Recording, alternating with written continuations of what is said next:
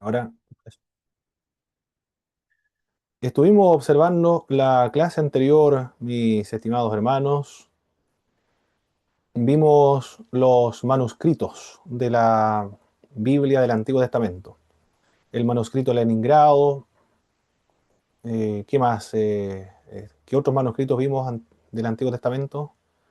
El Codex del Cairo, de los profetas de Petersburgo, Codex del siglo XVI, siglo octavo, 200, encontrado en una geniza.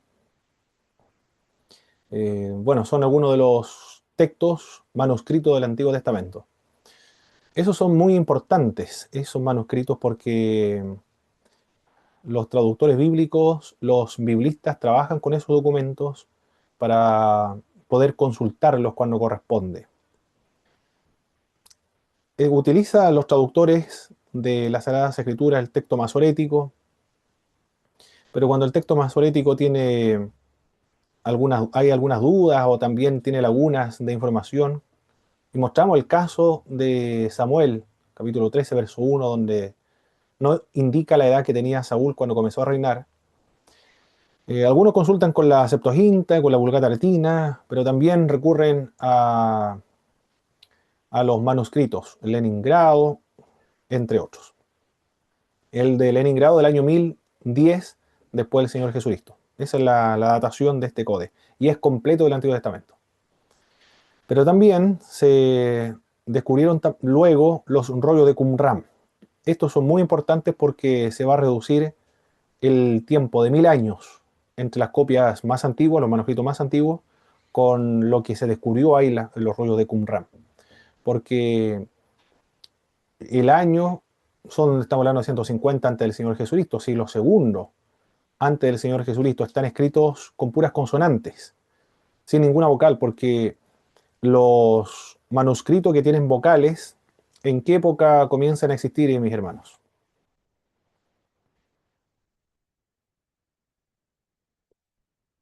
Los que tienen puntitos y vocales, ¿en qué momento comienzan a existir o a surgir esos manuscritos? ¿En qué año? ¿O entre qué periodo de año? Se conoce como el texto masorético.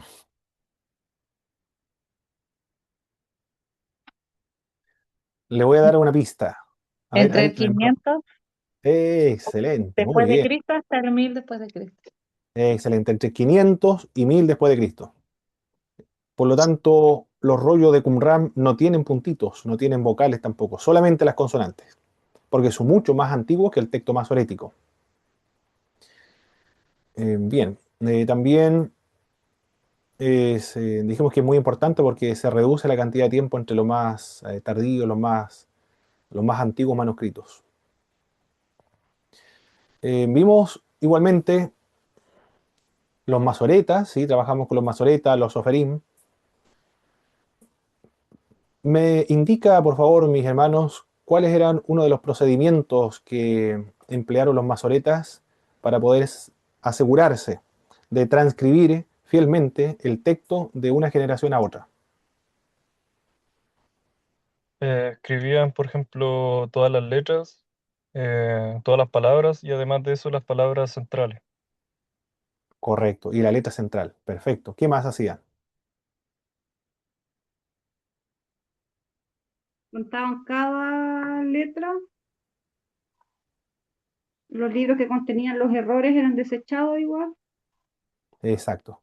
y Contaban se todas las daban letras que relacionales.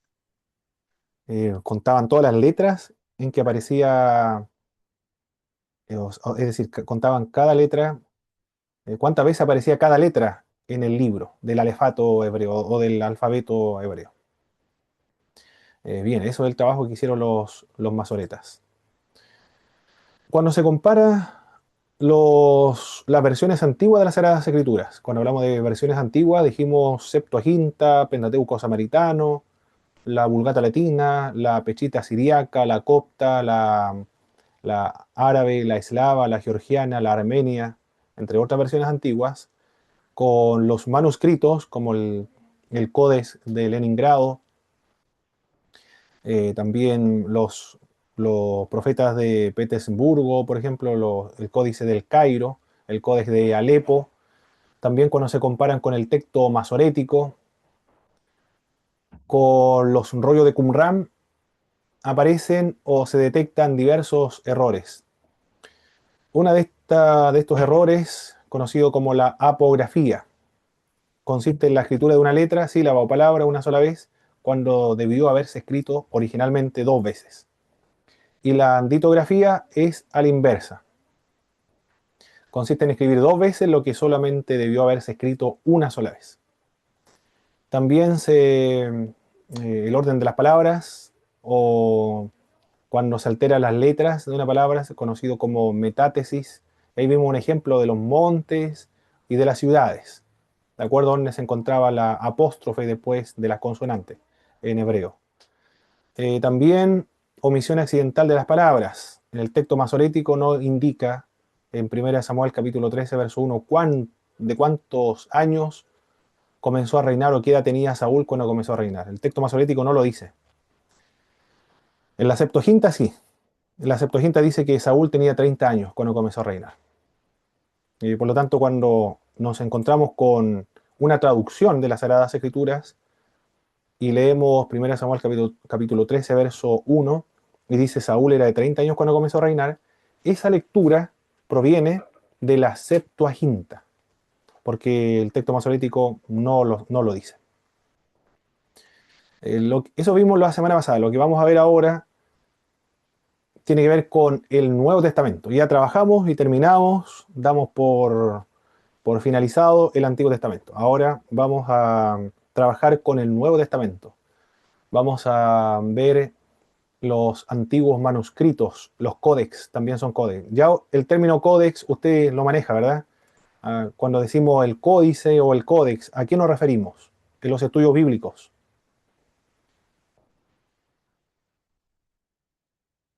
Eso solo escrito en varias hojas, pues, tipo libro. Perfecto. Y que tiene una costura al borde. Excelente. Hoja suelta que tiene una costura al borde. Esos son los códex. Vamos a ver los distintos códex del Nuevo Testamento, como el Codex de Beza, el Codex Alejandrino, el Codex Vaticano, el Codex Efraimi, el Codex Sinaítico. Y también va a poder identificar los diversos tipos de texto. El texto alejandrino, el texto occidental, no son el texto, son los textos, porque son varios textos que se clasifican de acuerdo a la zona geográfica y de acuerdo a la calidad de los textos. Después usted va a entender a qué se refiere con la calidad de los textos.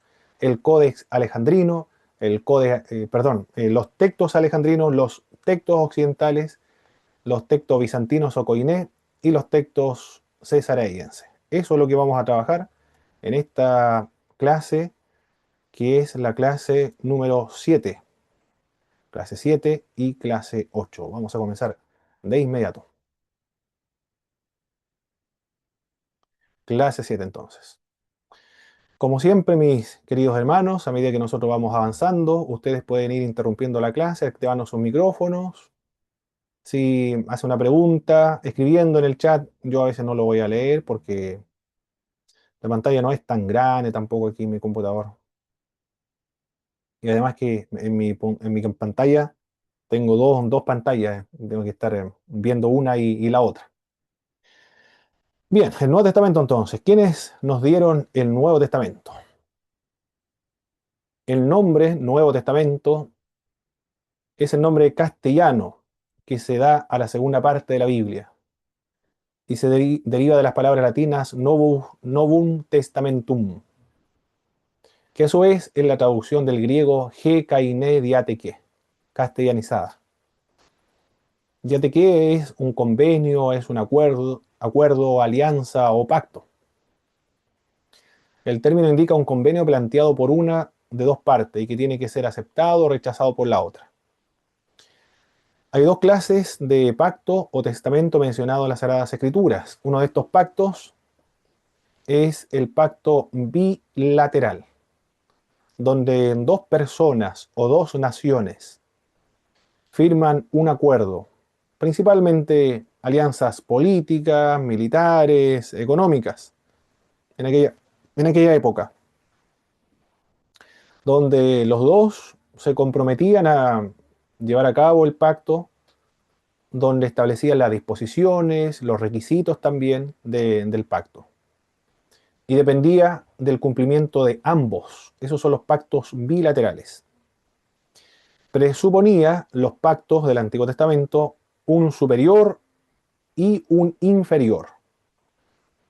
Como siempre ocurre, por ejemplo, si alguien forma una alianza política con los Estados Unidos, hay usted entre Chile y Estados Unidos, usted ya sabrá quién es el superior y quién es el inferior. O si se firma una alianza política entre Chile y China o Chile y la India, usted ya sabrá. Bueno, no creo que haya necesidad de justificar y demostrar quién es el inferior ahí. Aunque los chilenos ya tenemos esa característica de la inferioridad por el hecho de ser un país largo y angosto y no muy conocido. Fuimos un poco conocidos por la Copa América y por algunas Copa Libertadores, una sola nada más. Pero más allá del salmón puede ser también y el cobre, pero más allá no hay, la gente no lo conoce mucho. Del mismo modo, en las épocas antiguas existían estos tipos de alianzas entre un superior y un inferior. Los pueblos cananeos, que eran pueblos, ciudades, estados, donde cada ciudad tenía sus propias leyes, sus propios reyes, gobernantes, y firmaban un convenio de protección militar con los egipcios. Esos eran acuerdos bilaterales o pactos bilaterales entre los egipcios y los cananeos. Pero también en las Sagradas Escrituras hay otro tipo de pacto, que es un pacto unilateral, no bilateral, sino unilateral. Yo he leído, creo que fue Gerhard von Rath. Gerhard von Rath es un autor muy importante, mis queridos hermanos. A ver, con respecto al Antiguo Testamento, aquí voy a mostrar algunos libros, si alguien quiere conocer más. ¿Qué es lo que dice aquí? Eliminé mi pantalla. No, lo que quería hacer era eliminar el fondo. Ahí está. Tenemos a Gerhard von Rath, Teología del Antiguo Testamento. Si alguien quiere un trabajo teológico del Antiguo Testamento, de calidad teológica, de especialización teológica, aquí tiene uno, Gerhard von Rath, de la editorial. Si ve ese logo, es del logo de la editorial Sígueme. Cuando usted vea ese logo, mis hermanos, usted está comprando una obra de calidad teológica. No es devocional, es de calidad teológica. Esos son los tamaños de estas obras.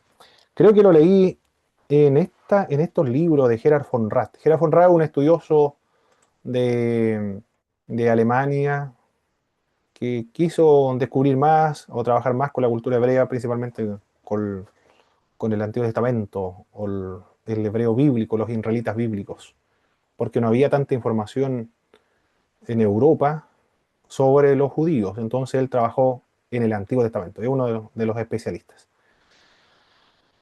Y creo que él lo comenta, dice que el trasfondo de los pactos de Dios con el pueblo de Israel es eso, del pacto bilateral, donde el superior, que es Dios, firma un convenio, un pacto de protección con su pueblo Israel. Tiene razón en ese sentido, porque en el hecho de ser superior, es verdad, que le brinda protección a su pueblo, también es verdad. Sin embargo, hay una diferencia con los pactos bilaterales, es que el pacto bilateral era ambos establecían las disposiciones, ambos cumplían las demandas exigidas. En cambio, el pacto de las Sagradas Escrituras es un pacto unilateral.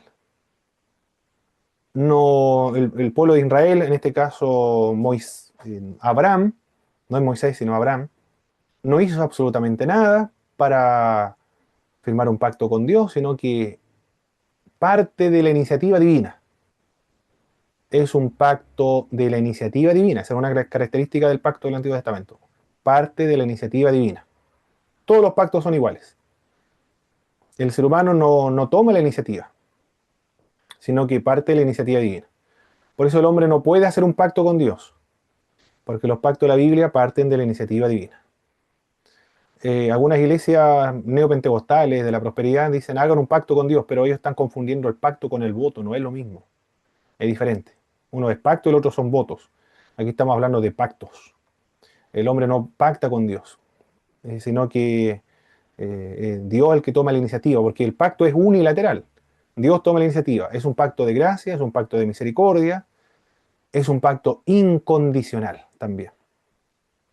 No importa si el ser humano cumple el pacto o no lo cumple. El ser humano simplemente debe creer y disfrutar de los beneficios de ese pacto. Permanece en ese pacto por la fe. Y si no cree, se autoexcluye de ese pacto. Pero Dios va a cumplir el pacto igual con el pueblo de Israel, porque siempre Dios se preserva un pequeño remanente. Ya, cuando hablamos de pacto de la Biblia, entonces estamos hablando no del bilateral. Hay elementos, sin embargo, como dice Gerard von Rath, que, que están relacionados, como por ejemplo de un superior a un inferior, y que el superior le brinda protección al inferior, eso sí. Pero el pacto en la escritura es unilateral y parte de la iniciativa divina y es incondicional. Dios establece las disposiciones, Dios se autocompromete en llevarla a cabo, en cumplirla, y Dios se exige a sí mismo. El ser humano, para poder disfrutarlo, simplemente debe creer. Nada más que eso, creer. ¿Y cómo demuestra el creer? Por medio de la obediencia a la ley.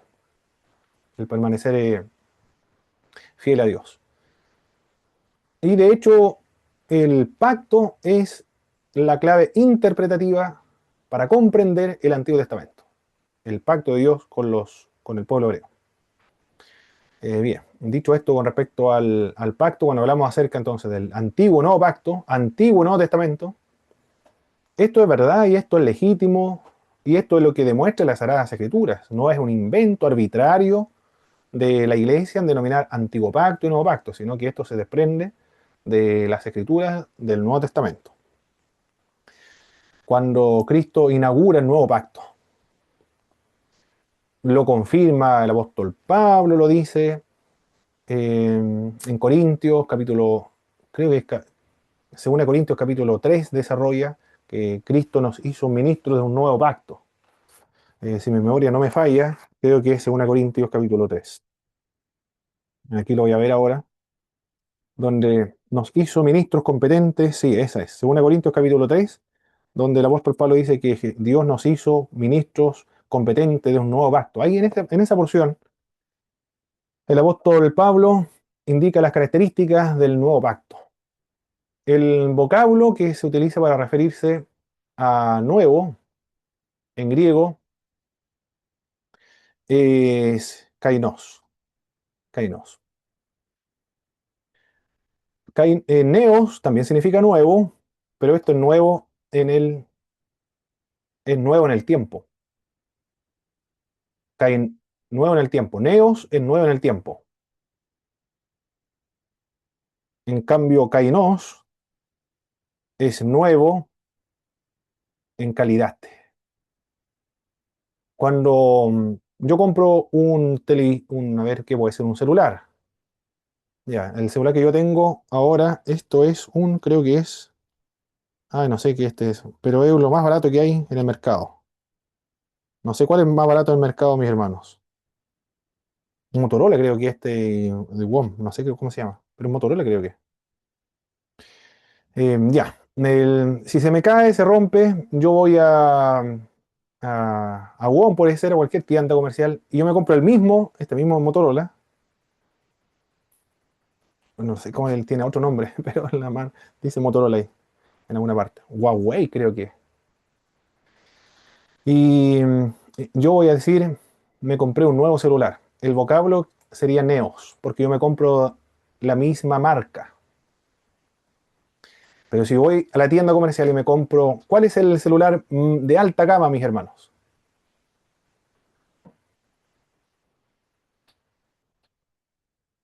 Uno de alta gama, Un Sería iPhone. el Kainos. un iPhone. Un iPhone sería alta gama. Muy bien, entonces si yo me compro un iPhone, por ejemplo, ya no podría utilizar el vocablo Neos, porque no es el mismo, no es de la misma calidad, no es la misma marca, sino que es lo mejor que hay. Es un iPhone. Entonces yo utilizaría, si hablara el griego, utilizaría el vocablo kainos, nuevo en calidad. Para referirse al Nuevo Testamento, en el Nuevo Testamento, para referirse al Nuevo Pacto, se utiliza kainos, para referirse al pacto. Nunca se utiliza neos, porque el Nuevo Pacto es superior al Antiguo Pacto. El Antiguo Pacto condenaba, esto lo dice el apóstol Pablo, el Antiguo Pacto condenaba, el Nuevo Pacto justifica. El Antiguo Pacto producía la muerte. En esa sección dice la letra mata, se refiere al pacto, más el Espíritu vivifica, se refiere al nuevo pacto, al Evangelio. El Antiguo Pacto, ¿qué más nos dice? Eh, Está escrito en piedras, el nuevo pacto está escrito en el corazón de los seres humanos. El antiguo pacto es material, el nuevo pacto es espiritual. El antiguo pacto iba a perecer, el nuevo pacto es permanente. El antiguo pacto condena los hechos concretados, el nuevo pacto condena los hechos cuando están aquí en la mente, antes de que se ejecuten ya está siendo condenado. Por lo tanto, el nuevo pacto es superior. Eso de tenerlo presente.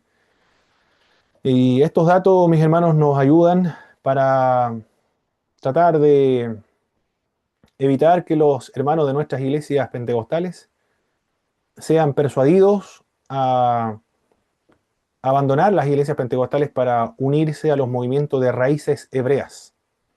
Judíos mesiánicos, nazarenos o raíces hebreas. Todos son exactamente lo mismo. Es la misma chicha en diversos vasos. No hay ninguna diferencia entre todos estos grupos. Todos estos grupos son todos antitrinitarios. Ninguno cree en la doctrina de la Trinidad. Algunos son arrianos, Cristo fue un ser creado, otros son sabelianos, Padre, Hijo y Espíritu Santo son tres personas y un mismo Dios. Otros son binitarios. Padre e Hijo son Dios, pero el Espíritu Santo aquí no existe, no nos preocupamos de eso. Están en todas partes de Chile, en toda América Latina, en Estados Unidos, en Australia también, lamentablemente, pero ha afectado a las iglesias pentecostales. Tiene una mezcla de pentecostalismo, evangélico, pero antitrinitarios. Es una mixtura, un sincretismo religioso. Aquí en Puerto Montt, en Alerce, ya hay en Puerto Varas, en Temuco, en Concepción, Chillán, Talca, eso realmente es, hay una cantidad de iglesias, pero impresionante. Bueno, no son iglesias, son comunidades judías mesiánicas.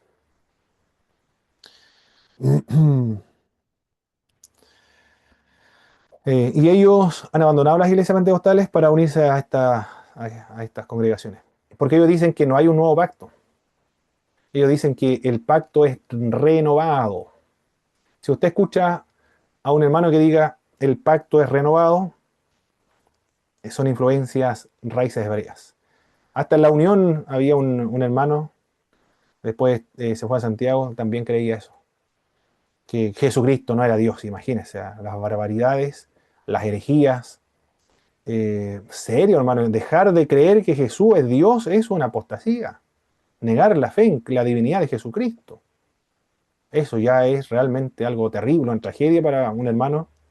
Pero esos son los movimientos de raíz hebrea. Por eso, si tenemos presente bien estos conceptos, usted puede prevenir, puede ayudar a un alma para que no se desvíe de la fe. Así de importante es conocer los conceptos bíblicos. Ayudar a un alma para que no se desvíe y no caiga en la herejía, para que no se pierda un alma en otro sentido, en otro sentido. Así de importante es lo que estamos viendo. Puede clasificarse el Nuevo Testamento, ya entiende lo que es testamento, ¿verdad? Que viene de diateque, kainé, diateque, alianza o pacto o acuerdo o pacto. Y el nuevo pacto le llamamos nuevo pacto porque los apóstoles, los escritores bíblicos le llaman nuevo pacto y no es renovado, sino que esto es nuevo en el sentido de que es superior. Se puede clasificar de varias formas. Por su carácter literario, evangelios, epístolas, historia y apocalíptico, o por autores, Mateo, Marcos, Lucas, literatura juanina, literatura petrina, literatura Juanina dije, ¿cierto? Apocalipsis, las epístolas de Juan, el Evangelio de Juan, Santiago, o por sus periodos también. Hay varias formas de clasificar los textos del Nuevo Testamento. El Nuevo Testamento, los escritores y los redactores. Las iglesias cristianas comenzaron a reunir en colecciones los escritos apostólicos auténticos. Clemente de Roma, por ejemplo, que es un padre de la iglesia, padre apostólico. Se le llama padres apostólicos a aquellos que son discípulos directos de los apóstoles, porque están muy relacionados con los apóstoles. Sirven como puente entre los apóstoles y los padres apologistas, aquellos que defendieron la fe frente a los ataques intelectuales que sufrieron el cristianismo durante el siglo II. Y ellos son los padres apostólicos. Son importantes porque nos indican lo que ocurría durante ese periodo, cuando murieron todos los apóstoles. ¿Qué ocurría después? ¿Cuáles eran los problemas? ¿Qué era lo que creían? ¿Cómo se desarrollaba la liturgia? ¿Cómo se desarrollaba el bautismo? ¿Cómo se tomaba la Santa Cena? ¿Cómo era la organización de la iglesia? ¿Y cuáles eran los conflictos que se suscitaron en una congregación? ¿Qué libro utilizaban? ¿Qué libro no utilizaban? ¿Y cómo se denominaban aquellas personas que tenían autoridad dentro de una iglesia? ¿Qué hacían cuando se extendían a otros territorios? Eso nos ayuda a entender el cristianismo del siglo II, cuando murieron los apóstoles. No son autoridad eclesiástica, no son inspirados por el Espíritu Santo, escribieron libros y epístolas que nos dan datos históricos de cómo era la iglesia en esa época. Clemente de Roma es uno de ellos. Era un ministro de la iglesia de Roma sobre el año 95 después de Cristo. Es muy antiguo, 95 después de Cristo. En ese mismo año en que Clemente de Roma escribe, el libro de Apocalipsis se está escribiendo también en la isla de Patmos, por Juan. Él, Clemente de Roma, escribió una carta a la iglesia de Corintios. Había no solo de la carta del apóstol Pablo a los romanos, sino también una de las cartas de Pablo a los Corintios. Alude a la epístola del apóstol Pablo a los romanos y también a los corintios. Ya en el año 95, Romanos se escribe con el 56, 57, del mismo modo por ahí, esa misma fecha, no recuerdo bien, Corintios. Por lo tanto, el año 95, esas obras de Pablo ya circulaban como textos de referencia, como libros importantes, de alto valor para las iglesias cristianas, de tal modo que Clemente de Roma se los menciona a los corintios. Clemente de Roma escribe para solucionar un problema que se había originado en la iglesia de Corintio, una iglesia muy conflictiva. El apóstol Pablo escribió a esta iglesia para solucionar los problemas, diversos problemas que había, de pugnas internas, porque algunos decían yo soy de Pablo, de Cefa, de Apolo, y otros decían soy de Cristo, problemas de inmoralidad, problemas en la liturgia, en la cena, problemas de los dones espirituales, también un desorden. Y en el año 95 todavía seguía el mismo problema, porque los corintios habían depuesto a una persona que había puesto el apóstol Pablo ahí. Y Clemente le dice, pongan otra vez, devuelvan el puesto a la autoridad que el apóstol Pablo dejó allí. Por lo tanto, la carta que el apóstol Pablo escribe no solucionó el problema. La iglesia de Corintios después del año 95 seguía con los mismos problemas. Ahí estamos viendo entonces, mis hermanos, que aunque sea apóstol, directamente nombrado por el Señor Jesucristo, no garantiza el que la iglesia va a ser inmune a los problemas, que los problemas se van a solucionar. Porque ahí vemos que con el apóstol Pablo no se solucionó el problema, a pesar de que eran los consejos del apóstol Pablo. En el Nuevo Testamento no se insta a una lectura pública de estos escritores. Pablo ordena en varios lugares leer públicamente sus cartas. Primera de Tesalonicenses, capítulo 5, verso 27.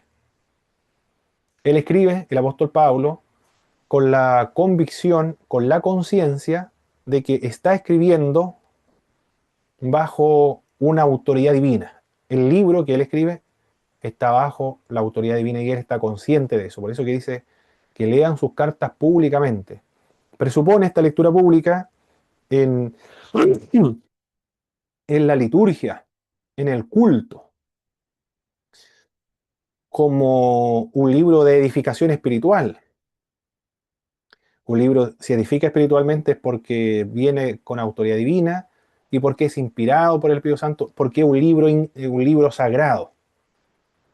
Por eso le dice que lo lea. De Juan, cuando escribe el libro de Apocalipsis, bueno, Juan está mucho más consciente de que él escribe bajo la inspiración divina, que su libro goza de autoridad y es un libro sagrado, porque registra la visión que Dios le dio por medio de Jesucristo, el cual se lo transmite por medio del ángel a Juan. Y él dice, bienaventurados los que lean y los que escuchen la palabra de esta profecía, porque el tiempo está cerca.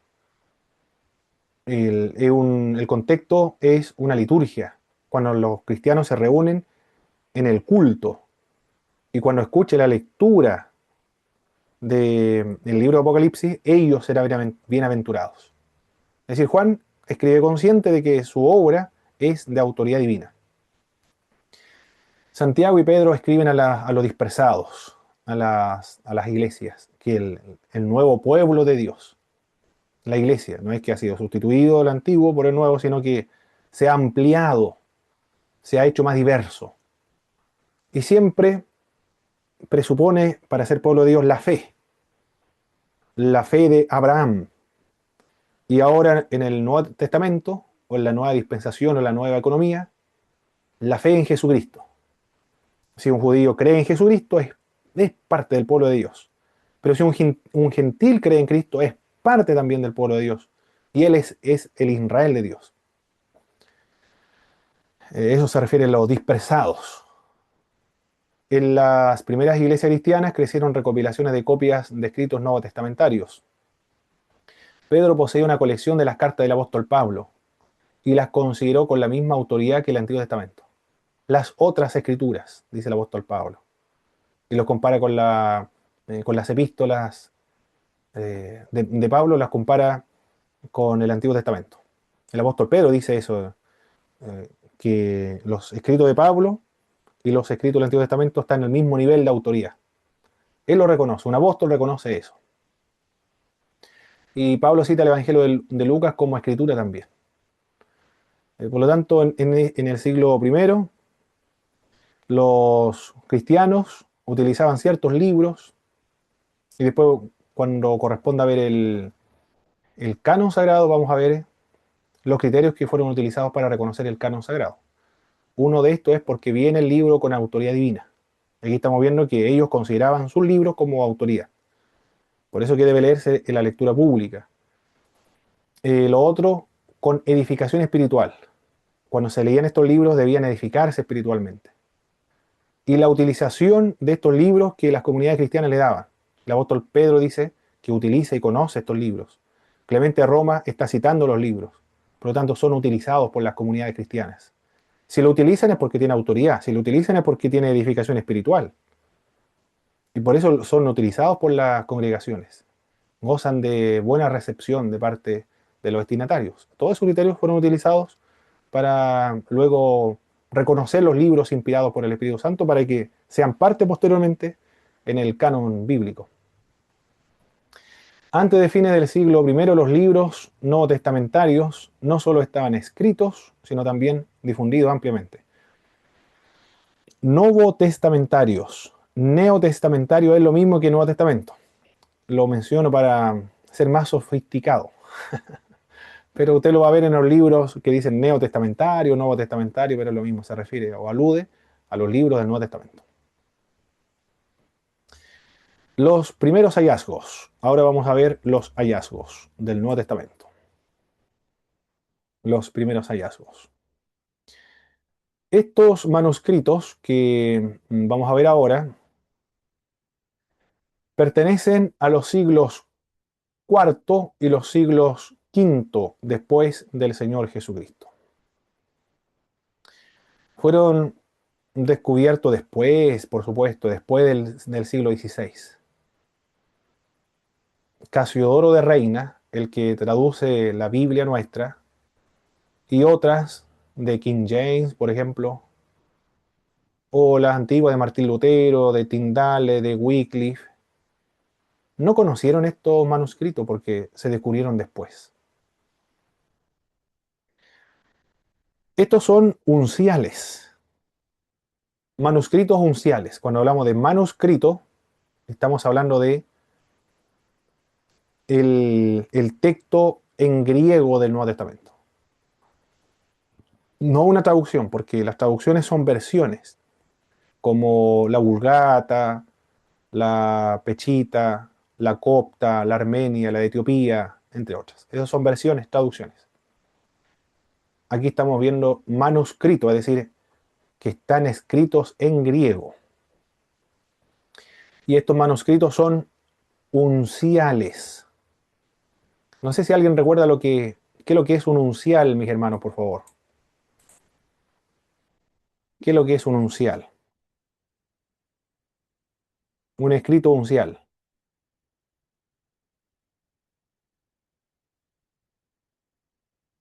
¿Qué tipo de letras son? Creo que no lo leyeron. Esas son O si lo leyeron, mayúsculas, parece. excelente, excelente. Son mayúsculas. Esos son los unciales. Y los cursivos o las cursivas son letras minúsculas. Esa es la diferencia. A ver si puedo hacer una en el computador. Voy a ver. Creo que puedo hacer. Ya. Esto sería entonces la alfa en griego. Esa sería uncial. Esa la alfa en griego. Y esta sería la alfa minúscula o cursiva. Esta sería la omega uncial, mayúscula. Y esta sería la omega minúscula. Esa es la diferencia. La B, creo que no hay ninguna. Sí, la B, igual. La beta. Beta. ¿Y la otra? ¿Cómo era? Se me olvidó la otra. Bueno, hasta ahí me acordé. No sé cómo se decía la B, beta. Sí, se me olvidó cómo era. Pero esos son letras. Si, letras griegas. Si en el manuscrito aparece la omega así, es la más antigua. Si el manuscrito la omega aparece así, esa es la más nueva. Si el manuscrito aparece la A así, sería la antigua. Si en el manuscrito la A aparece así, la alfa, es la más nueva. Esa es la diferencia entre uno y otro. Los unciales y los cursivos. Bien. La letra uncial a mano es representada en alrededor de 650 manuscritos. Es decir, letras mayúsculas, unciales, existen 650 manuscritos. Este número incluye como 95 papiros y más de 270 leccionarios. Papiro, bueno, usted ya sabe lo que es un papiro, de origen vegetal, y leccionarios son lo que se leía en las lecturas públicas de la iglesia. Por ejemplo, en la iglesia antigua, las primeras comunidades decían para el domingo qué sección de la Biblia vamos a leer. Le decían, corresponde para este domingo Mateo capítulo 5, verso 27 al verso 33. Eso es lo que se debe leer. Y también debe leerse Lucas capítulo 3, verso del 1 hasta el verso 22. Esos serían leccionarios. Y también debe leerse en la lectura pública Gálatas capítulo 5, verso del 1 al verso 18. Esos son leccionarios. Lecturas que se leían en la liturgia pública de las primeras comunidades cristianas. Papiro hay 95, 270 leccionarios. son lo más antiguo. ¿Cuáles? Los unciales, como lo había dicho.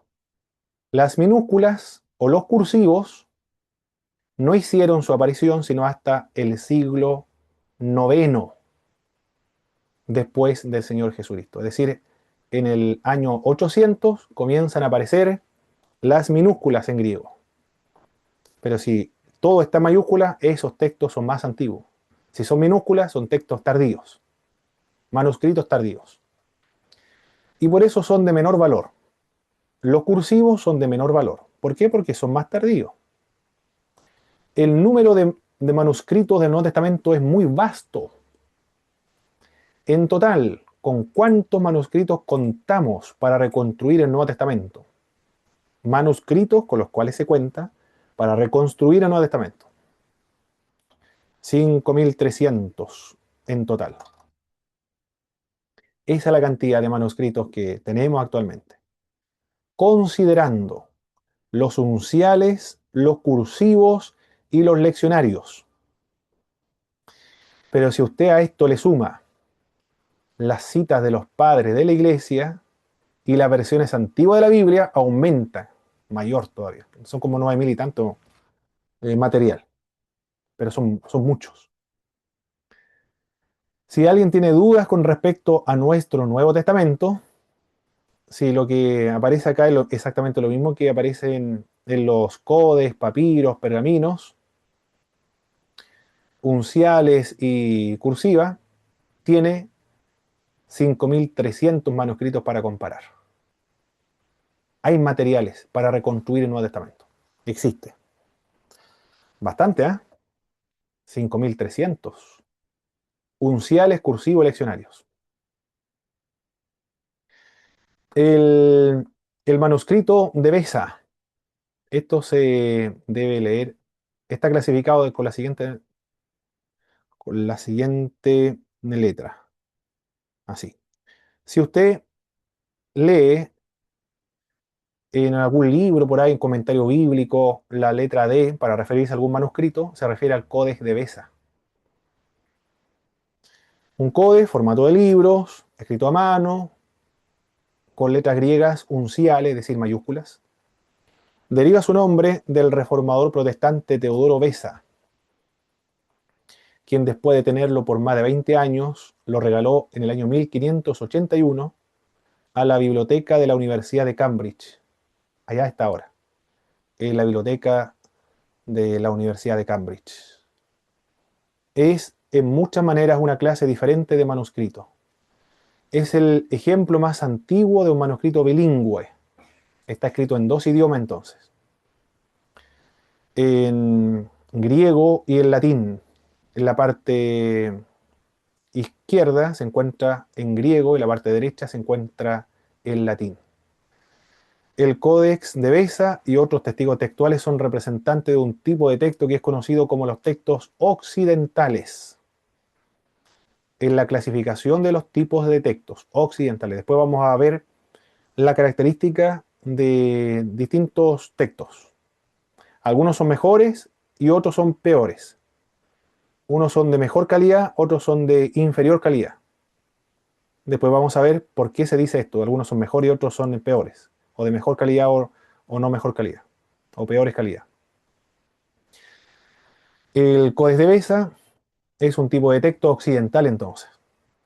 Esta es una forma antigua del texto, ejemplo del cual han sido encontrados en varias zonas geográficas. Hablando de manera general, el texto occidental se caracteriza por el apego a la paráfrasis. ¿Qué es lo que es paráfrasis, mis queridos hermanos? ¿O qué entienden por paráfrasis?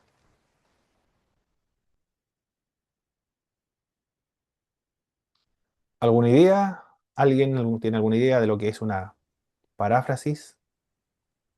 ¿Podría Sí, ser hermano Pablo. como decir lo mismo pero con otras palabras?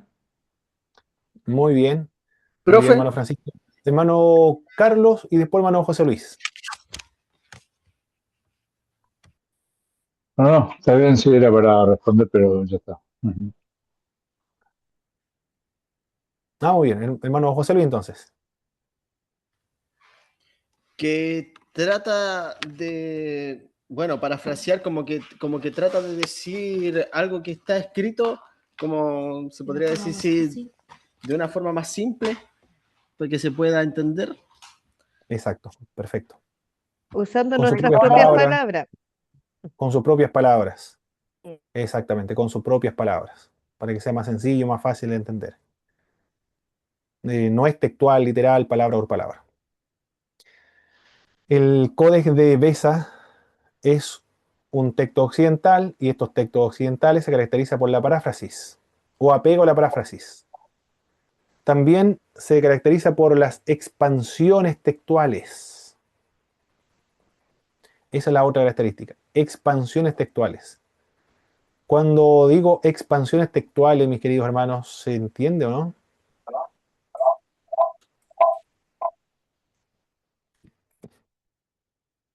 Expansión, expansión textual. Cuando digo eso, ¿a qué se refiere la expansión textual? Cuando el texto original, esto a modo de ejemplo, no es que, bueno, puedo dar algún ejemplo, a ver. Primera de Juan creo que es, Primera de Juan, no recuerdo bien donde dice, hermanos, tres son los que dan testigos en el cielo, Padre, Hijo y Espíritu Santo, y los tres son uno. ¿En qué parte está en Juan o no? En otro texto. Creo que en Juan.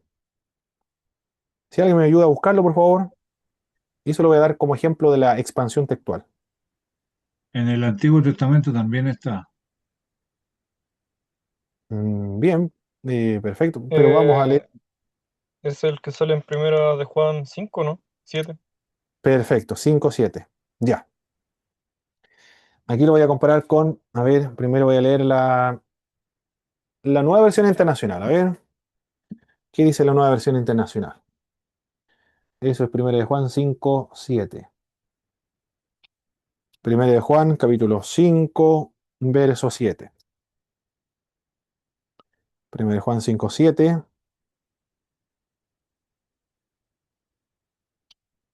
Y aquí voy a escribirlo, ¿eh? Voy a escribir primera de Juan 5:7. Es la nueva versión internacional. Dice acá,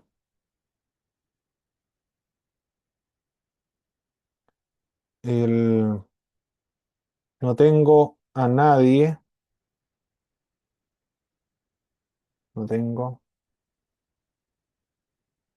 no tengo a nadie que,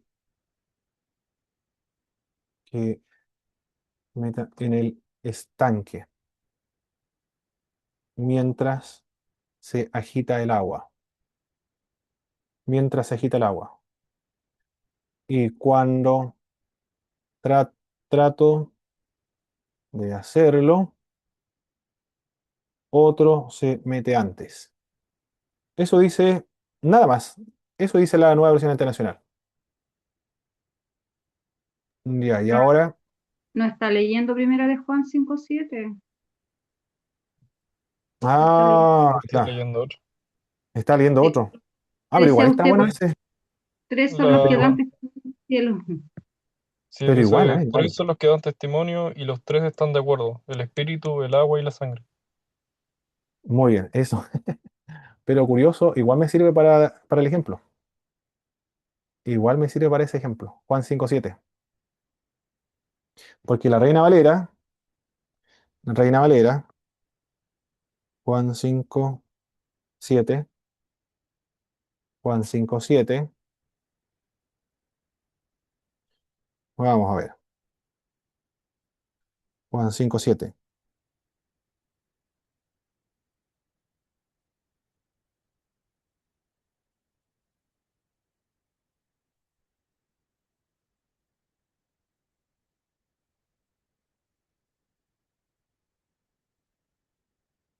Ah, tiene que ser otro antes entonces. 5:3 tiene que ser, ¿eh? Ah, sí. El, mejor con el primera de Juan. Si alguien me puede leer primera de Juan en la nueva versión internacional para ir escribiendo acá, mis hermanos. Dice así: tres son los que dan testimonio, Son tres los que dan testimonio. ¿Y qué más? Nada más. y los tres están de acuerdo. Nada más, ¿cierto? El espíritu, el agua y la sangre.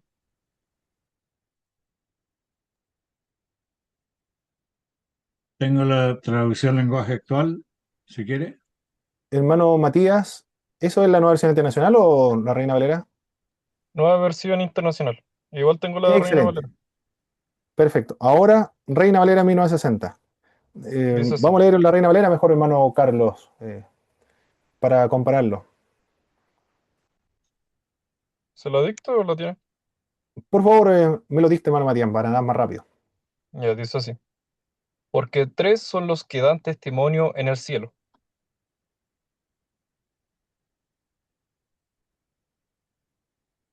el ¿Ya? Padre, el Verbo y el Espíritu Santo.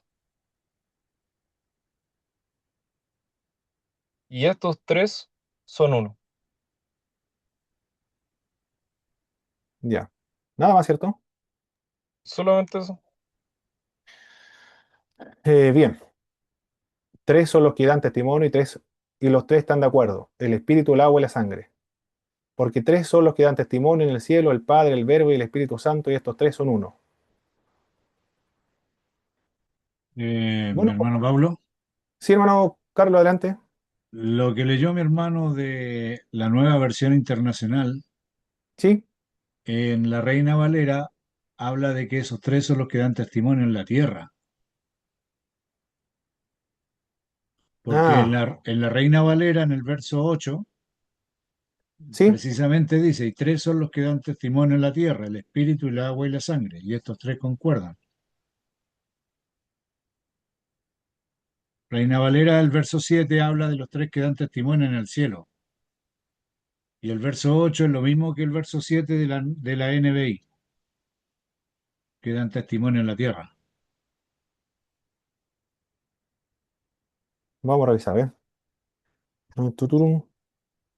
En Primera de Juan, voy a buscar a Reina Valera. Ven. Reina Valera, Primera de Juan, 5 7. Turururum.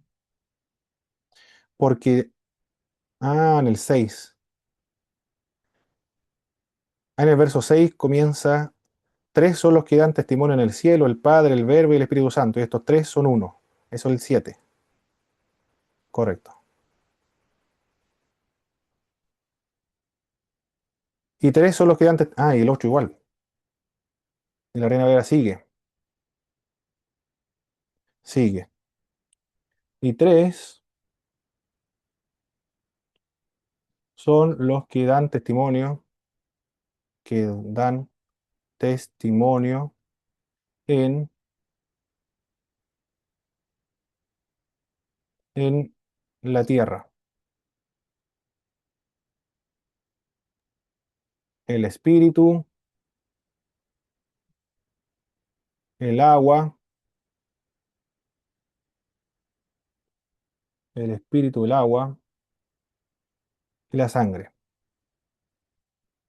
Y los tres son uno. Y los tres son uno. No, y los tres Yo concuerdan. tengo, yo tengo una versión que dice algo súper corto. Dice, por lo tanto, son tres los testigos. Nada Nada más más. que, no, dice NTV, la Biblia. Ya, perfecto. Voy a buscar aquí en mi nueva versión internacional. Primera de Juan. Primera de Juan, tutum, 5 7. 5 7.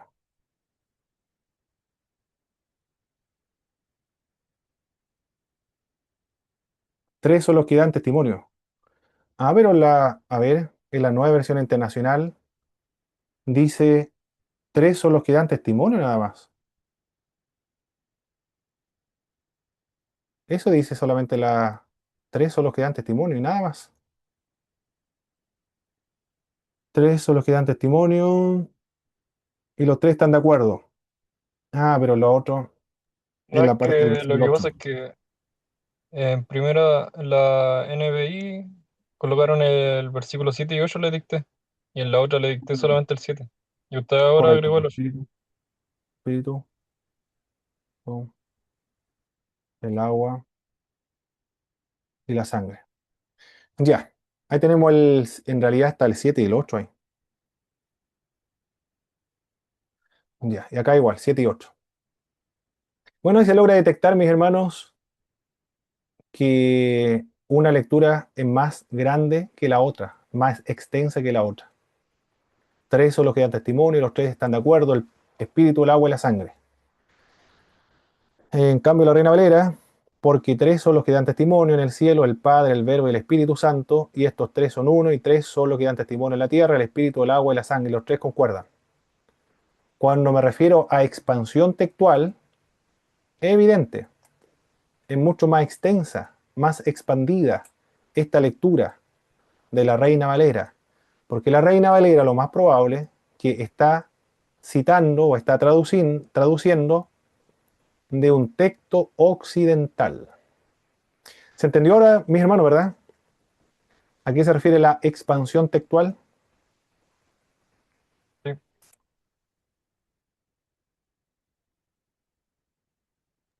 Profe, una consulta, Sí. no sé si va el tema así. ¿Qué significa cuando aparece, por ejemplo, de repente MS o MSS? Manuscrito. Manuscrito. Ah, Sí, son manuscritos. Eso es, los manuscritos. Bien, pero quiero asegurarme de si entendieron lo que es expansión textual, mis hermanos. ¿O hay alguna duda? Mayor cantidad de palabras, Más explicaciones. mayor Eso cantidad de es. palabras en un texto. Exactamente. Hay un manuscrito que tiene menos palabras y otro manuscrito que tiene más palabras. Por ejemplo, el Codex de Beza se caracteriza por la expansión de palabras. En cambio, otros códex es más breve, es más sencillo. Los occidentales se caracterizan por la paráfrasis, por la expansión textual y también se caracterizan los occidentales por las omisiones accidentales, por supuesto, ¿no? Esto no son omisiones accidentales, no son eh, deliberadas. Bien, trabajamos entonces con el texto o el uncial o el manuscrito de Beza. Ahora vamos con el alejandrino. Y el alejandrino se designa en el aparato crítico con esta letra, una letra mayúscula. Si usted en un libro encuentra la letra A para indicar algún manuscrito, se está refiriendo al Codex Alejandrino. El siguiente en categoría entre los grandes unciales en vitela es el manuscrito alejandrino, llamado así porque estuvo en Alejandría por varios siglos. De todos los manuscritos del Nuevo Testamento que nos ha llegado, el manuscrito alejandrino es el único manuscrito griego que incluye primera epístola de Clemente. Se trata este códex de uno de los códices griegos de mediados del siglo V. Estamos hablando entonces del año 450 aproximadamente, después del Señor Jesucristo. Más conocido en Europa, procede de Egipto, se conserva actualmente en la biblioteca del Museo Británico. Consta de 4 volúmenes, contiene 773 páginas de pergamino, 630 páginas del Antiguo Testamento y 143 del Nuevo Testamento. Le falta la mayor parte de Mateo, capítulo 1 hasta el capítulo 25, Juan, capítulo 6 hasta el capítulo 8, verso 52, 1 Corintios, capítulo 4 hasta el capítulo 12. Contiene uno de los mejores textos de Apocalipsis.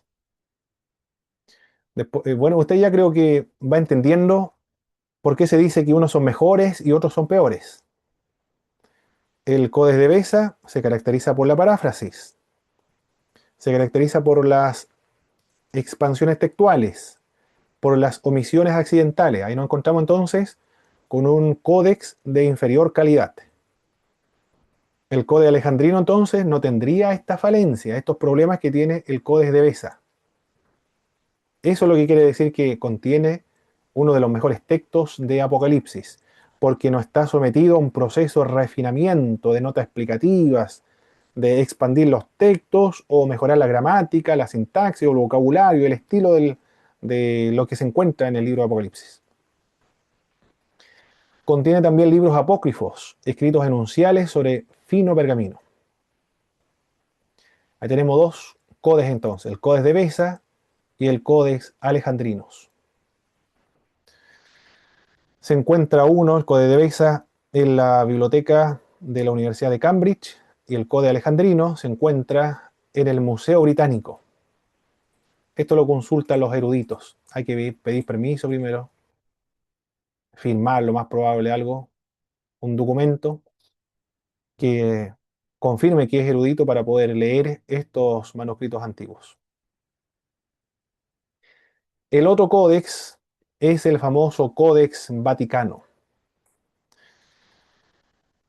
Usted no piense que lo produjo el Vaticano. Se llama Vaticano porque se encuentra actualmente en la Biblioteca del Vaticano. Eso es todo. Las unciales habíamos dicho que son letras mayúsculas, mientras que las minúsculas comenzó a utilizarse en el siglo IX después de Cristo. El Códex Vaticano se designa con una B mayúscula. Si usted encuentra entre paréntesis un texto o que aluda a algún manuscrito, con la letra B se refiere al Códex Vaticano. Este es el documento más valioso de cuanto nos han llegado.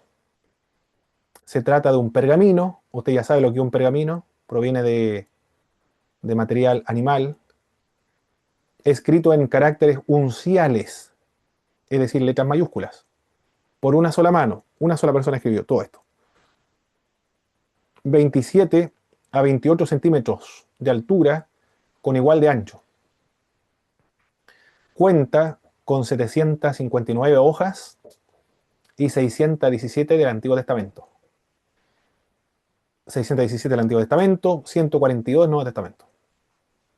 En este libro nunca ha figurado el libro de Macabeos, que para la Iglesia Católica lo considera como los libros deuterocanónicos, para los protestantes son libros apócrifos.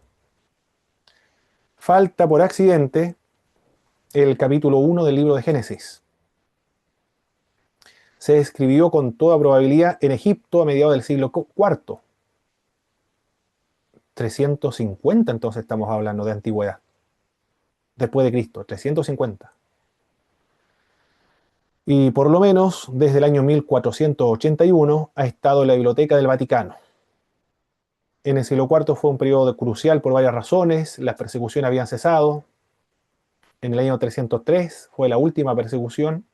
En el año 311 después de Cristo se editó el Acuerdo de Milán, o el Tratado, o el Pacto de Milán, el Edicto de Milán, para no perseguir más a los cristianos. El Edicto de Tolerancia a la fe cristiana. Las copias de las Escrituras se iban multiplicando entonces. No gozó de importancia para la Iglesia Católica Romana, fue restringida para el uso de los eruditos protestantes como Tischendorf. Él solo pudo estudiar el texto durante 42 horas nada más. Es el otro códex, el Códex Vaticano, del siglo IV después del Señor Jesucristo, 350 aproximadamente después de Cristo. Ustedes leyeron lo más probable de Tischendorf. Él fue el que logró descifrar un códex, el Códex Efraraimi, del siglo V después de Cristo. Contenía este códex una pequeña parte del Antiguo Testamento, una parte también del Nuevo Testamento. Era un manuscrito palinceps rescriptus. ¿Qué es lo que es eso? Es un texto original borrado y sobre el mismo se escribió. Los monjes como faltaba material probablemente, y tenían tantos manuscritos bíblicos, tomaron uno de ellos y borraron el texto bíblico con piedra pómez, con cuchillas, luego lo ablandaron con leche y harina, y sobre ese material escribieron luego para llevar las cuentas, temas administrativos o cualquier otro escrito que necesitaban los monjes para ese momento. Y Tischendorf, cuando vio esto, quedó pero impactado, porque estaban borrando material importante, escrituras del Nuevo Testamento en griego antiguo, unciales antiguos, y logró descifrar uno, el Codex Fraraim. Empleando algunos procedimientos logró descifrar.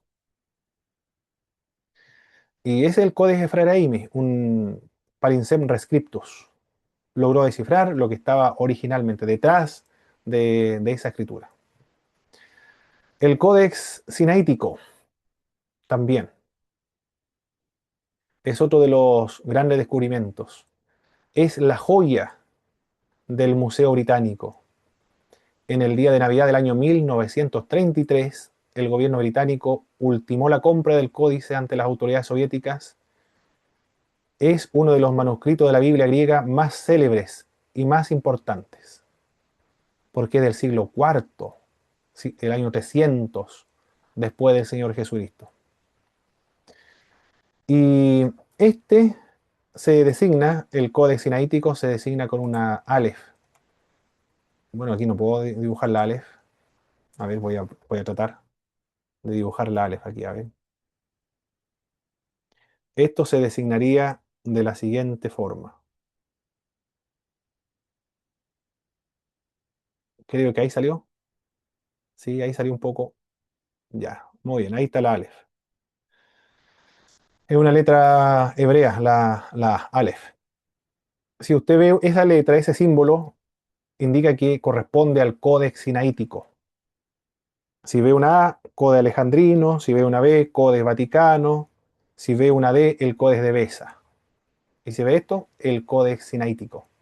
Son códex del siglo IV al siglo V, VI, después del Señor Jesucristo. Son muy importantes porque son descubrimientos que no tuvieron acceso los traductores del siglo XVI, como Martín Lutero, Casiodoro de Reina, para traducir el Nuevo Testamento. Después se descubrieron esto. Y son mucho mejores. Son más antiguos de los manuscritos que fueron utilizados en el siglo XVI para traducir, porque tradujeron de los cursivos. En cambio, estos son unciales, son mucho más antiguos todavía. Y son mejores textos que los otros textos de donde se llevaron a cabo las traducciones del siglo XVI. Por eso son de vital importancia. Hermano, Adelante, una hermano Francisco. consulta. ¿Se conoce de alguna manera quiénes escribieron estos códex? Uf, yo, yo diría que es imposible, porque había muchos escribas o transcriptores. Algunos transcribían en el Nuevo Testamento,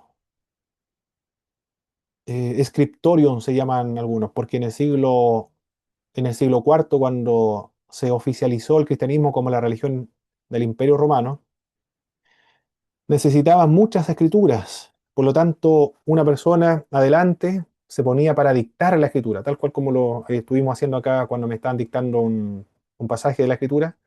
Había uno que se ganaba adelante y otros 5 o 10 personas con su mesa, con su silla bien cómodo, con el pergamino, para poder escribir lo que le dictaba el Nuevo Testamento. Él iba leyendo el Nuevo Testamento y los otros iban escribiendo. Se produjeron muchas versiones de la Sagrada Escritura.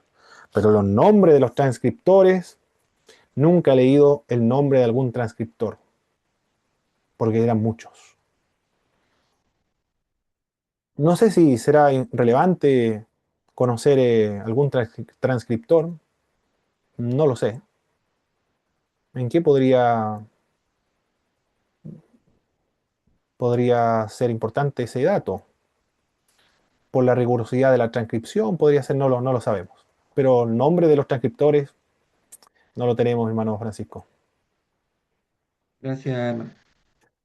La importancia de estos descubrimientos de Tischendorf, un biblista muy importante, realmente un crítico textual. Cuando hablamos acerca de la crítica textual, no queremos decir personas que cuestionan el texto bíblico, sino que nos referimos a personas que cumplen un rol muy importante dentro del mundo de las ciencias bíblicas.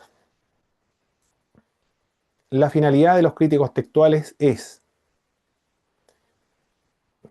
clasificar los papiros, los pergaminos, clasificar las versiones antiguas de la Biblia, las citas de los padres de la iglesia, los leccionarios,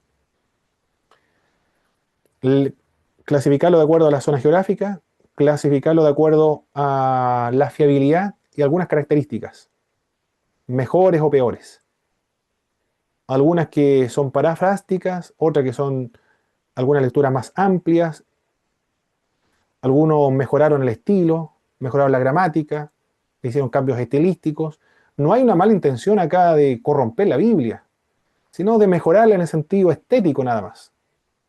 Cuando usted escuche estos textos son más corruptos, no quiere decir esa expresión corruptos de que estén deformados en su contenido, sino que fueron mejorados en el sentido de que las personas cuando leyeran este Nuevo Testamento se entendiera mejor.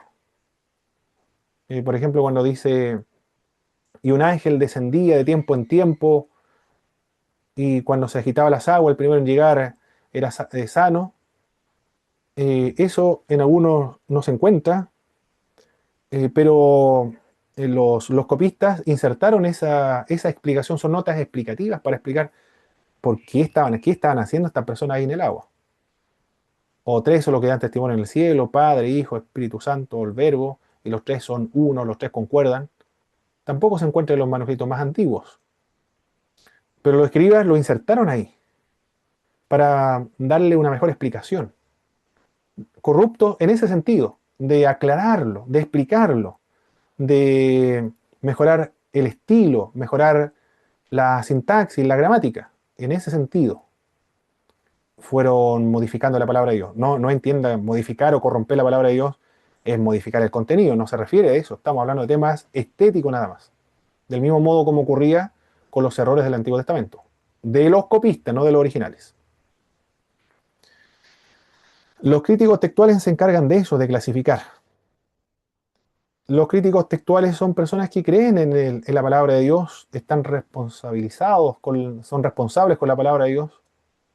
Y Tischendorf surge en un periodo donde se cuestionaba las Sagradas Escrituras por el liberalismo teológico, donde la Biblia ya no se consideraba como importante o relevante, sino un libro que estaba obsoleto.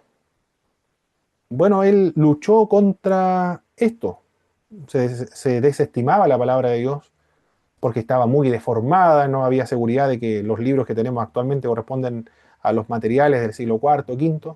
Bueno, él demostró que son exactamente lo mismo, le dio al mundo de erudito una edición del Nuevo Testamento, mucho mejor que hasta entonces se tenía, que era el Textus Receptus. Eso fue lo que realizó este hombre. Publicó en el año 1869 y el año 1872 un Nuevo Testamento en griego en 2 volúmenes, acompañado de un aparato crítico monumental. En este aparato crítico, Tischendorf registraba todas las lecturas variantes conocidas por los eruditos hasta ese momento. Cuando hablamos de lecturas variantes, queremos decir, y creo que ya lo mencioné en el ejemplo anterior, la Reina Valera, compararlo con la Nueva Versión Internacional, hay variantes textuales, porque en una dice 3 son los que dan testimonio, los 3 son 1, y lo otro es un poco más extensa, el Padre, el Verbo y el Espíritu Santo, y los 3 concuerdan.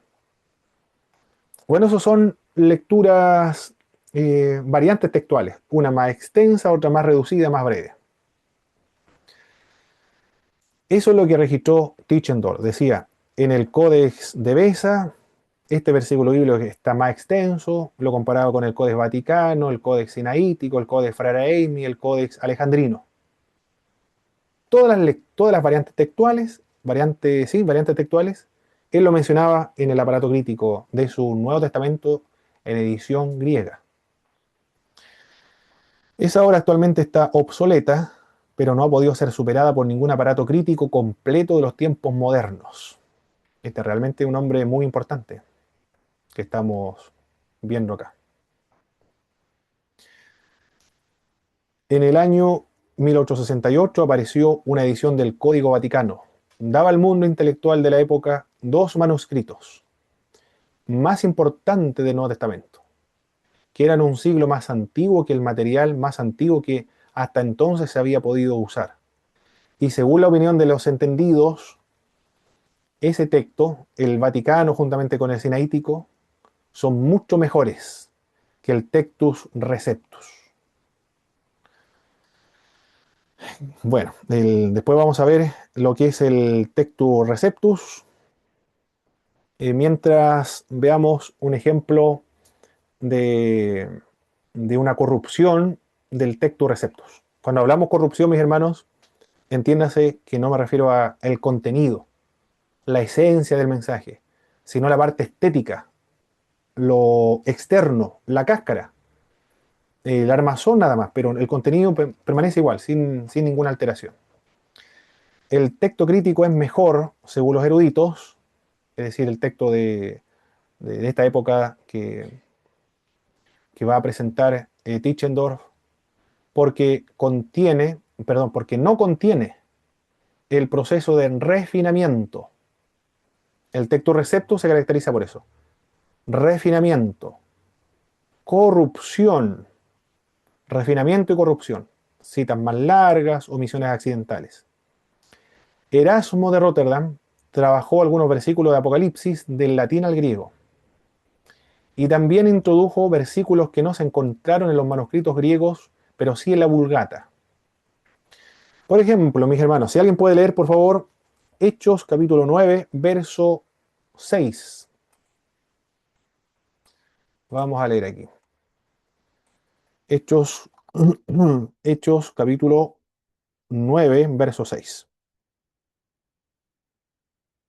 ¿Qué versión? Amén, amén, Eh, amén.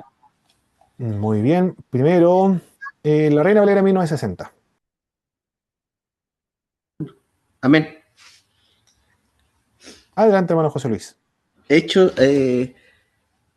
profe, avisarle también que mi esposa ha estado en la clase conmigo aquí desde el principio. Ok, muy bien, hermano José Luis. Ya. Perfecto. Hechos capítulo 9, versículo 6 dice así la palabra del Señor. Él, temblando y temeroso, dijo, Señor, ¿qué quieres que yo haga?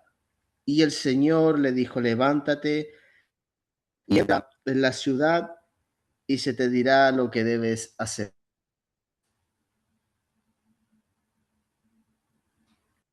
Perfecto. Y después sigue. Bien. Señor, ¿qué quieres que haga? Una pregunta, ¿verdad? Ya. Eso dice la Reina Valera 1960. Reina Valera 1960. La nueva versión internacional, por favor, mis queridos hermanos. Dice así: levántate y entra en la ciudad, que allí se te dirá lo que tienes que hacer.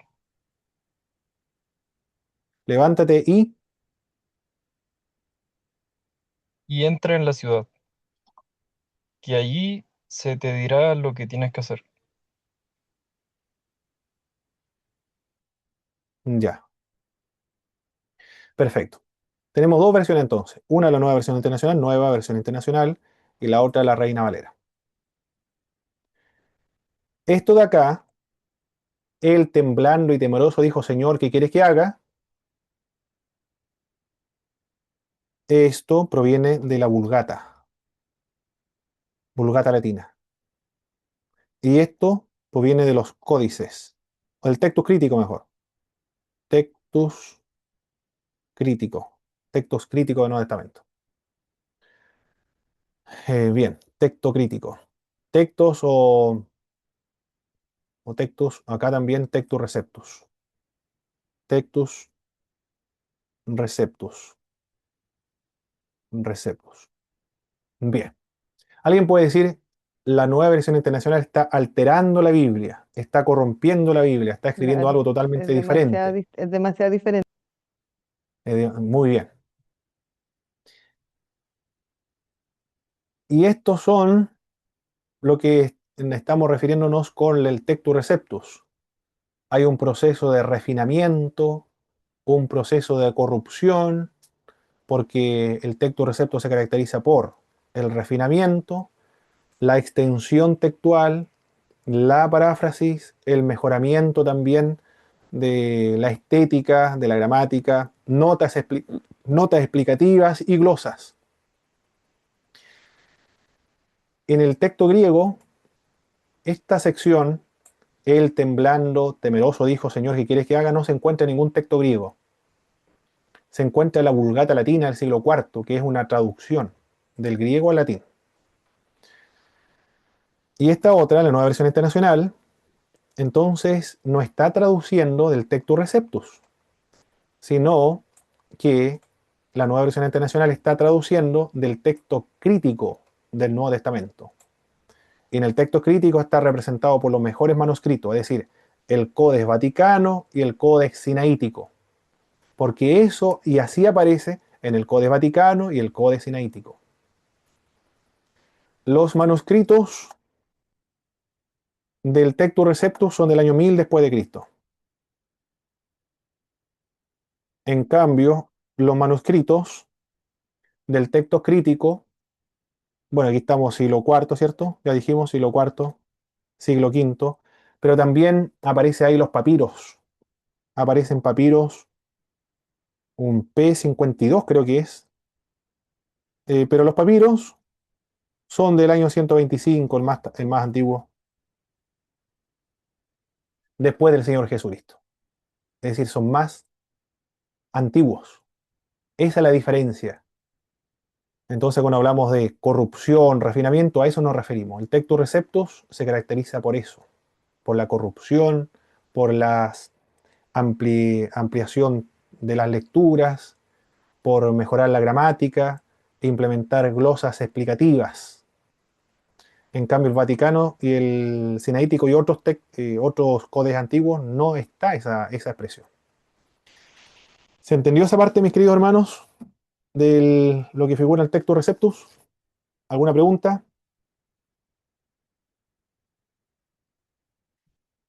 ¿Qué dijo que era el refinamiento? Mejorar la gramática, mejorar el texto, mejorar la sintaxis puede ser también, o mejorar la estética, o ingresar también notas explicativas, glosas, como esta, por ejemplo. Esta es una glosa. El temblando y temeroso dijo, Señor, ¿qué quieres que haga? Debe ser una nota explicativa.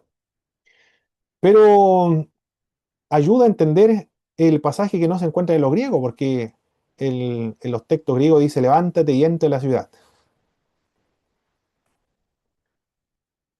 Presupone que antes de esa expresión tuvo que haber preguntado algo el apóstol Pablo. O sea, concuerda con ese pasaje porque le dice, levántate y entra a la ciudad y ahí se te dirá lo que debe hacer. Es una respuesta a una pregunta que no se encuentra en el texto griego. No sabemos si preguntó o no, pero una nota explicativa que es coherente con la lectura. ¿Algún otro comentario, mis hermanos, de lo que estamos viendo? Sí, hermano Pablo. Adelante, hermano Carlos. Hay dos cosas. Primero, el tema de el origen que venga desde el texto, desde los textos griegos, ¿será que a lo mejor los griegos escribían como, como cuando uno ve la diferencia del Evangelio en Mateo, que fue escrita hacia los judíos y recalcaban ciertas cosas, y a lo mejor en Lucas lo explayaba más? Podría ser a lo mejor que los griegos escribían de una forma similar a la visión judía, como priorizando más que nada que tenía que levantarse nomás al llegar a la ciudad Pablo. No querían a lo mejor entrar en el detalle de que él estaba temblando y que estaba temeroso. ¿Podría ser eso?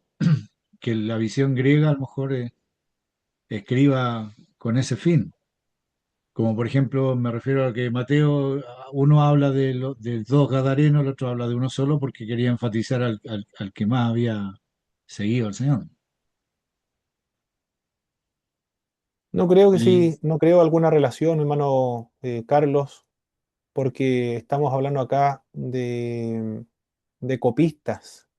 Los los copistas copistas. fueron los que copiaron los manuscritos antiguos, algunos agregaron notas explicativas y otros copistas tomaron la decisión de no hacer ninguna modificación, aunque no se entendiera, aunque no fuera tan coherente, aunque no fuera tan estilístico, no fuera tan impecable la gramática, no hicieron ninguna modificación. Ujú. Y lo segundo, bueno, lo que voy entendiendo con ¿Sí? a través de esta clase, que cuando uno se dedique a estudiar, ya sea el Antiguo o el Nuevo Testamento, es bueno entonces en las diferentes versiones que uno tenga, fijarse al principio de la Biblia en cuanto a qué textos son los que están incluidos ahí, ¿no? Excelente, hermano Carlos. Muy bien. Muy buena implicación y aplicación de esta clase. En todas las versiones de la Biblia, por ejemplo, aquí yo tengo la nueva versión internacional. En la parte del prefacio, creo, dice los materiales o los textos que ellos utilizaron para hacer la traducción. A ver, aquí. Sí, mire, buena el alcance que usted menciona, hermano Carlos. Por ejemplo, en la nueva versión internacional dice que se utilizó el texto masorético para traducir el Antiguo Testamento, pero en algunos pasajes se ha aceptado una lectura diferente. En estos casos, la nota incluye entre paréntesis la evidencia textual, principalmente las versiones antiguas, que apoya la lectura. Luego se indica lo que dice el texto masorético. ¿Qué más dice acá? Con respecto al Nuevo Testamento, creo que no dice nada. Bueno, alcancé a leer solamente el Antiguo Testamento. Pero es verdad, en la introducción de cada Biblia dice, nosotros utilizamos el Códex de Leningrado, utilizamos el texto crítico, utilizamos el texto recepto, utilizamos también la Septuaginta, la Vulgata Latina para llevar a cabo esta traducción. Ahí está la información en la introducción. Muy bien, mis queridos hermanos, vamos a quedar acá, porque ya estamos casi prácticamente en la hora, 2 minutos estamos atrasados. Esto lo voy a detener. Profe, una consulta. ¿Sí? Mire, yo